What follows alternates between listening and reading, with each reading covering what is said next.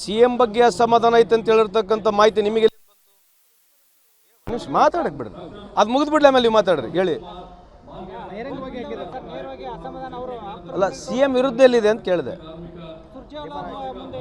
ನಿಮಗೆ ಗುರ್ತಿದೆಯಾ? ಅಲ್ಲ, ಯಾಕೆ ಹೇಳ್ತೀವಿ ಅಂತಂದರೆ ನೀವು ಆ ರೀತಿನ ಕ್ಯಾರಿ ಮಾಡಿಬಿಡಿ ಅಂತ ನಮ್ಮ ರಿಕ್ವೆಸ್ಟ್ ಇದೆ. I can request you with folded hand as a friend. I can request you. ಸುಮ್ಮನೆ ಆ ಥರ ಅನ್ನೆಸರಿ ಅದಕ್ಕಿಂತ ಭಾಳ ಜ್ವಲಂತ ಸಮಸ್ಯೆಗಳಿದೆ ದೇಶದಲ್ಲಿ, ಅದ್ರ ಬಗ್ಗೆ ನೀವು ಕೇಳಿದ್ರೆ ಅನುಕೂಲ ಆಗುತ್ತೆ.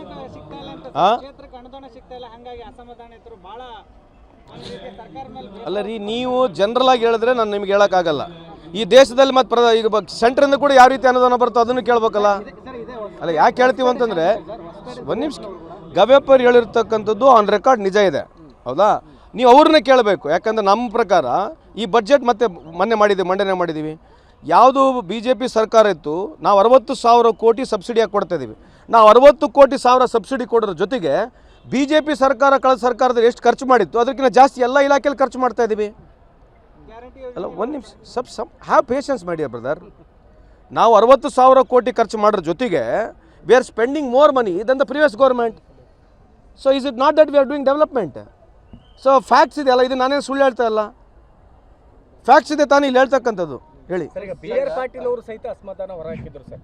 ಈಗ ವಸತಿ ಯೋಜನೆಯಲ್ಲಿ ಹಗರಣ ನಡೀತಾ ಇದೆ ಅನ್ನುವಂಥದ್ದು, ಎಲ್ಲ ಒಂದು ಕಡೆಗೆ ಬಹಳಷ್ಟು ಜನರಲ್ಲಿ ಈ ರೀತಿ ಅಸಮಾಧಾನಗಳಿದೆ ಅನ್ನುವಂಥದ್ದನ್ನ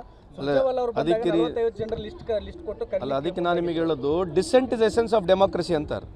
ಈ ಪ್ರಜಾಪ್ರಭುತ್ವ ವ್ಯವಸ್ಥೆಯಲ್ಲಿ ಸ್ವಲ್ಪ ವ್ಯತ್ಯಾಸಗಳು ಇದ್ದೇ ಇರ್ತವೆ. ಇಟ್ ಡಸಂಟ್ ಮೀನ್ ಅವರು ಸರ್ಕಾರ ವಿರುದ್ಧ ಇದ್ದಾರೆ ಅಥವಾ ಪಾರ್ಟಿ ವಿರುದ್ಧ ಇದ್ದಾರೆ ಅಂತಲ್ಲ. ಸೊ ಪ್ರಜಾಪ್ರಭುತ್ವ ವ್ಯವಸ್ಥೆಯಲ್ಲಿ BR ಪಾಟೀಲ್ ಸಾಹೇಬ್ರು is one of the most senior most man.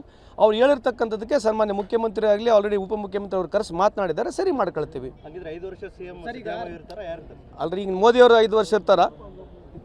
ಮೋದಿಯವರು 5 ವರ್ಷ ಇರ್ತಾರೆ, ನೀವು ಯಾಕೆ ಕೇಳಲಿ ಪ್ರಶ್ನೆ? ಒಂದು ನಿಮಿಷ ಅಲ್ರಿ, ಒಂದು ನಿಮಿಷ ಅಲ್ರಿ. You have got every right to ask every question. You have got every right, ಹೌದಲ್ಲ? ಈ ಪ್ರಶ್ನೆ ಯಾಕೆ ಕೇಳೋದಿಲ್ಲ ಅಂತ BJPಗೆ ಹೋಗಿ ಕೇಳ್ರಿ. 5 ವರ್ಷ ಮೋದಿಯವರು ಕಂಟಿನ್ಯೂಸ್ ಇರ್ತಾರೆ, ನೀವು ಯಾಕೆ ಕೇಳಲ್ಲ? ಯಾಕಂದ್ರೆ ಅವ್ರದ್ದು ಕೂಡ ಮ್ಯಾನೇಜ್ಮೆಂಟ್ ಇರೋ. ಒಂದು ನಿಮಿಷ ಅಲ್ಲ, ಮಾತಾಡಕ್ಕೆ ಒಂದು ನಿಮಿಷ ಅಲ್ರಿ, ಒಂದು ನಿಮಿಷ ಮಾತಾಡಕ್ಕೆ ಬಿಡಿ. ನಾನು ಮಾತಾದ್ಮೇಲೆ ನೀವು ಮಾತಾಡಿ. ನೀವು ಅವ್ರನ್ನೂ ಕೂಡ ಕೇಳಿ, ಯಾಕಂದ್ರೆ ಅವ್ರದ್ದು ಸಮ್ಮಿಶ್ರ ಸರ್ಕಾರ, ನಮ್ಮದು ಫುಲ್ 140 ಇರ್ತಕ್ಕಂಥ ಬಹುಮತ ಸರ್ಕಾರ.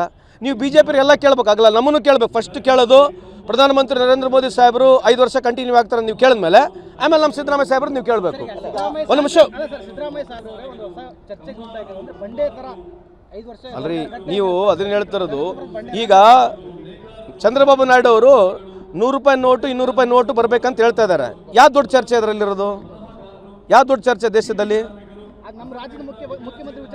ಅಲ್ರಿ, ನಮ್ಮ ದೇಶನೂ ಇಂಪಾರ್ಟೆಂಟ್ ಅಲ್ರಿ. ರಾಜಕಾರಣ ಅಂದಮೇಲೆ ಎಲ್ಲ ಇಂಪಾರ್ಟೆಂಟ್ ಅಲ್ಲ, ರಾಜಕಾರಣ ಎಲ್ಲ ರಿಲೇಟೆಡ್ ಇದೆ. It is integral part.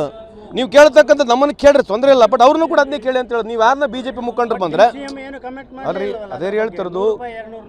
ಅಲ್ಲಲ್ಲ, ಅದು ಹೇಳ್ತಿರೋದು. ನಾನು ಹೇಳಿರೋದು Chandrababu Naidu is demanding on it. ಅಲ್ಲ, ವಾಟ್ ಡಸ್ ಇಟ್ ಮೀನ್?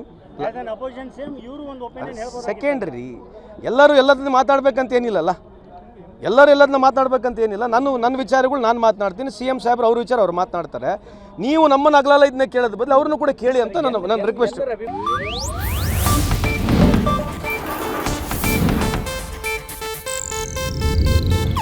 ಇದು ಏಷ್ಯಾನೆಟ್ ನ್ಯೂಸ್ ನೆಟ್ವರ್ಕ್ ಪ್ರಸ್ತುತಿ.